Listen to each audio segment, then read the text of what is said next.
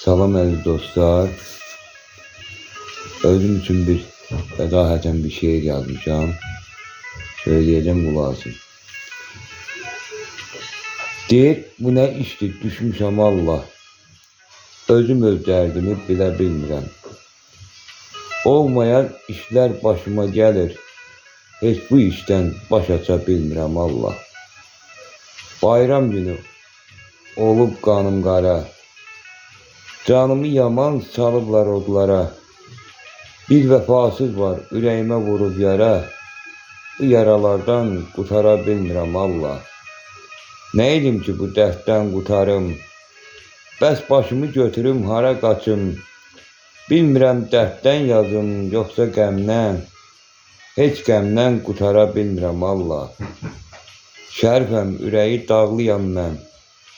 Hər an qəmdən ağlayan mən.